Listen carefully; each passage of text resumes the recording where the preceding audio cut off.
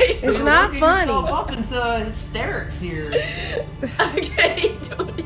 That's exactly why I went and had the paper did. Okay. Just so she can get it out her system. Be able to make the lap. Come on, Malik. Come on. Make a laugh, come on. This is Kania Brunson, a vibrant young woman who had her entire life ahead of her. Sadly, her life was cut short in a horrific incident involving two men who were charged with killing her and burning her body. Her family was left traumatized as they struggled to understand why this happened. It's just terrible that someone could go through that, and then to know that they probably went through it by themselves and not had me or her brother or my husband or anyone that she knew that could be there, at a time like this. So I wasn't going to stop until I find out who did this to my daughter. Who were these men, and what was their motive for brutally killing this amazing young woman? The details of this case are pretty disturbing, but before we get to that, let's go back to the beginning to understand how everything happened. At the time of this incident, Kania Brunson was 20 years old and living in Milwaukee, Wisconsin. Family and friends described her as being really outgoing and a joy to be around. She always had a bright smile on her face that could light up a room. Her stepdad, Cameron Meadow, said, "She can make you smile right away. You know, me and her, we laugh about the silliest thing."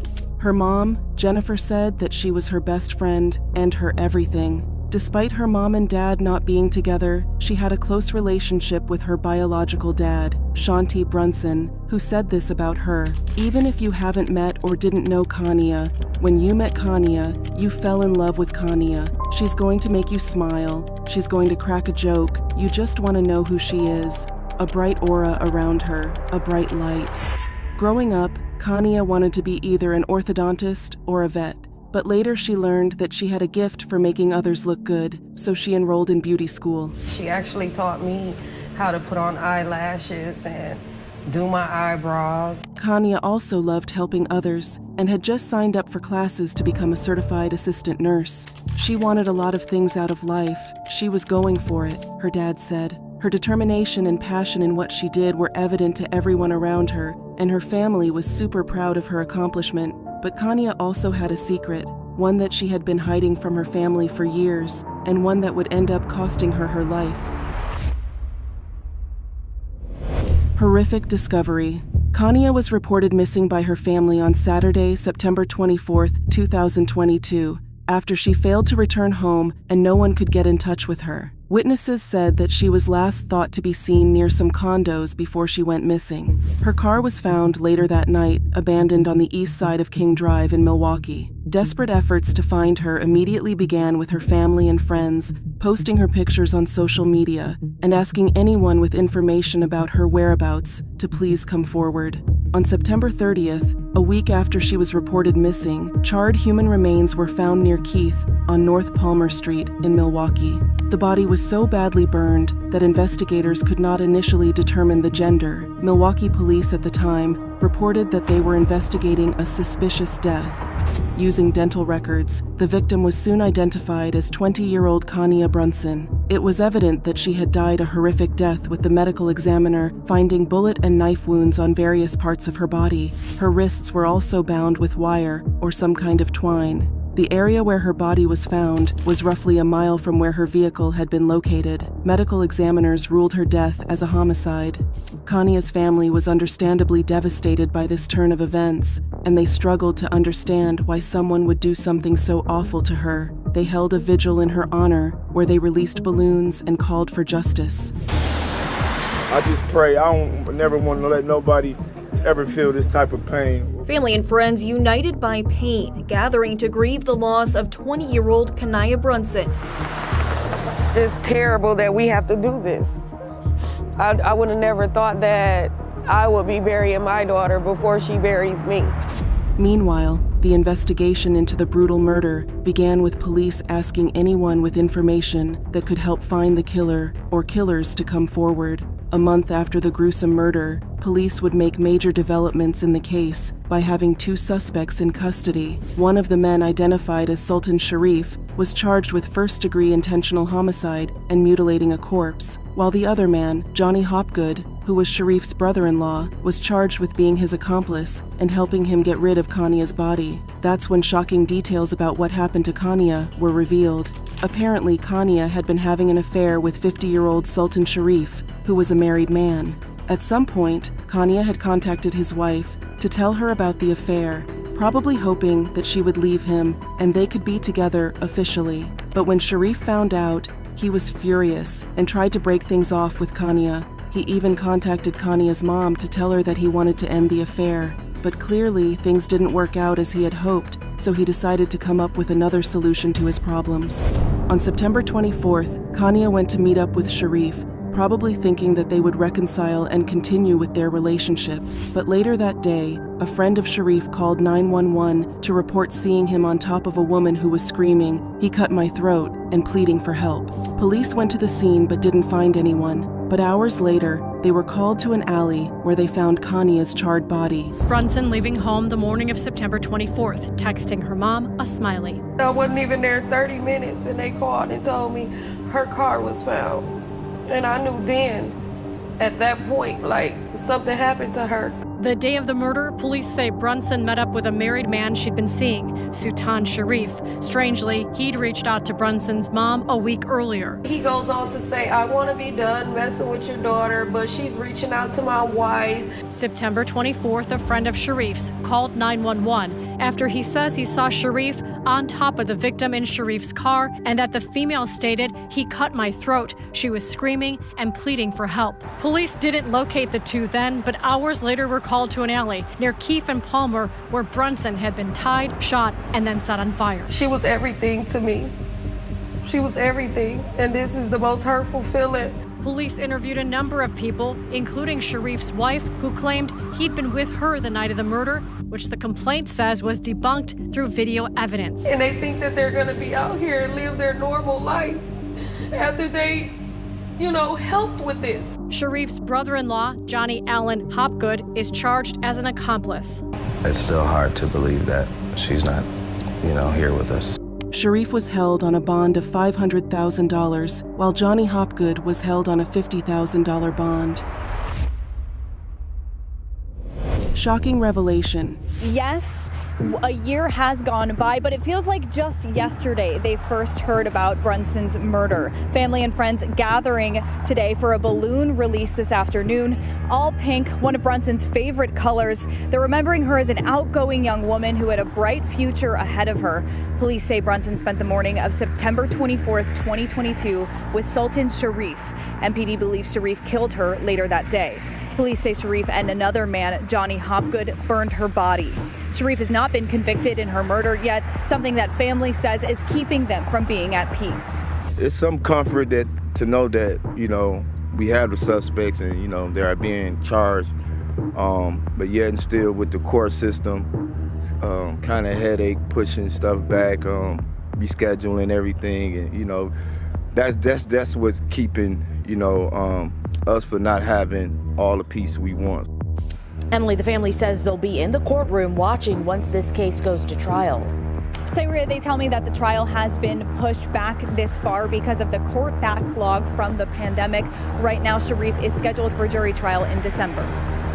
During Sharif's trial, which began in December 2023, it was revealed that Sharif had an extensive criminal record that included 13 convictions on various crimes, including parole violation and possession of narcotics.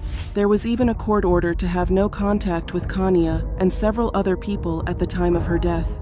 The prosecution said that Sharif's affair with Kania began when she was still a teenager and went on for years. Kania fell in love with Sharif, but he didn't feel the same way. Although Sharif claimed that he tried to cut things off with her, the prosecution believed that Sharif killed her after she started contacting his wife about the affair. He was cheating on his wife. Kania told on him. His world was falling apart. His marriage was falling apart. He was losing control, so he did everything he could to get away with it.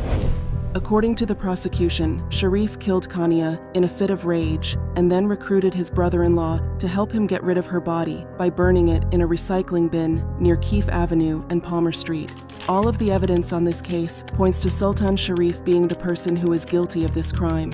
There is no other fair and rational way to look at the evidence. He had the motive. The prosecution called several witnesses who testified having seen Khania and Sharif together around the time she went missing. One of the testimonies was from Sharif's long-term friend, Carvester Carver, who gave chilling details of how he witnessed Khania being murdered. He said that he ran into Sharif and Khania at an auto mechanic shop that morning, and Sharif wanted to get radiator work done on Khania's car. Later, Carver testified that he received a panicked call from Sharif asking him for help. Carver said that when he returned to the shop, he saw Sharif pinning down Khania in the back seat with his knee and jabbing her in the side with a screwdriver. Her throat was slashed, but she was still able to plead for help. "I saw you stabbing that girl with a Phillips head screwdriver. You did that," Carver said from the witness stand as he glared at Sharif. He told the jury that Sharif tried to recruit him to help dispose of Khania, but he refused and warned Sharif that he wouldn't let him leave with the injured woman. But Sharif grabbed a gun from the dashboard and threatened him with it, so Carver backed off. Sharif drove away with Khania in the car, and Carver called 911 and gave them the description and partial license plate of Sharif's car and identified him as the assailant. Khania's missing person posters started circulating a few days later. The jury also heard from another guy named Justin Fields, who was cooking at his home nearby when he was drawn to the smoke and flames. "At first, I thought it was trash burning," he said, but when he looked closer, he could make out arms and legs and realized it was a human body. He said that he had his music turned up high and didn't hear any commotion before making the gruesome discovery. Investigators had obtained footage from surveillance cameras at several nearby businesses and homes and were able to place Sharif's vehicle at the alley where Khania's body was discovered. The lead detective in the case told the jury that when they located one of Sharif's vehicles, there were red stains in it that tested positive for Khania's DNA. Investigators also obtained cell phone records that showed Sharif's device was at the scene. On the other hand, Sharif's defense lawyer argued that all the evidence against his client was circumstantial and pleaded with the jury to put aside his client's faults and personal shortcomings. Mr. Sharif is the victim of tunnel vision in this investigation, but the jury was already convinced and took only 45 minutes to find him guilty of first-degree intentional homicide, party to a crime, and mutilating a corpse. Khania's family could not hide their relief when the verdict was read. Her dad, Shante Brunson, later said, "I'm pleased and happy with the verdict. It was a long time waiting. I want to thank everybody for doing such a great job with this case. It gave me and my family healing. I'm just happy I got justice for my baby." During the sentencing hearing, the courtroom gallery was packed with Khania's family members, many of whom were wearing white shirts with "Our Angel Forever in Our Hearts," encircling a collage of images of Khania. One by one, family members took the stand and gave emotional victim impact statements, remembering the amazing person Khania was. "Khania was my everything. She taught me a lot about myself," said Shanti Brunson, describing his firstborn child as "a person you'd love to have in your life. I'm sad my baby had to leave this earth." Khania's grandma, Charlene Litzler, remembered her granddaughter as a vibrant young woman with a beautiful smile who loved going to the state fair with family. She was on her way to college to make her dreams come true until this demon took her life. The killer was also given a chance to speak, and he claimed that the jury that had convicted him had it all wrong. He offered a rambling denial of having anything to do with her death and took no responsibility. He admitted that he and Khania had a relationship that was, at times, a little toxic. Things had never bubbled over to a point where things turned violent, he said. He claimed that he was 3 or 4 miles away from where Khania's body was burned, and another person must have done it. He even implicated a cousin whose name wasn't mentioned during his 6-day trial. He claimed that Khania had contacted him that day, saying she needed help with a place to stay, repairs to her car, and getting on her feet. "I felt sorry for her to some degree, but the other stuff, I would never have hurt her." But the judge was not convinced and described his actions as vicious and cruel, before sentencing him to life in prison without parole. A man is sentenced to life in prison for killing a woman and setting her body on fire. A judge sentenced Sultan Sharif to life behind bars for the homicide and mutilation of a corpse. He will not be eligible for release. His brother-in-law, who had initially been charged with mutilating a corpse and aiding a felon, was given a plea deal by prosecutors to plead guilty to 2 misdemeanor counts of obstructing an officer in exchange for his testimony against Sharif. Another man has also been charged in connection to this case. His charges were pleaded down to misdemeanors. He was sentenced to time served and 10 years of probation. The story of Khania Brunson is truly heartbreaking. She was a young woman who was on the verge of making a life for herself. This man, who should have known better, took advantage of her innocence and naivety as a teenager to start an illicit relationship. And when he was done with her, he decided to end her life because apparently breaking up was not an option. I hope that he gets what he deserves in prison and pray that Khania's family will be able to find peace. What do you think about this case? Let me know in the comments section, and if you liked this video, give it a thumbs up and subscribe for more.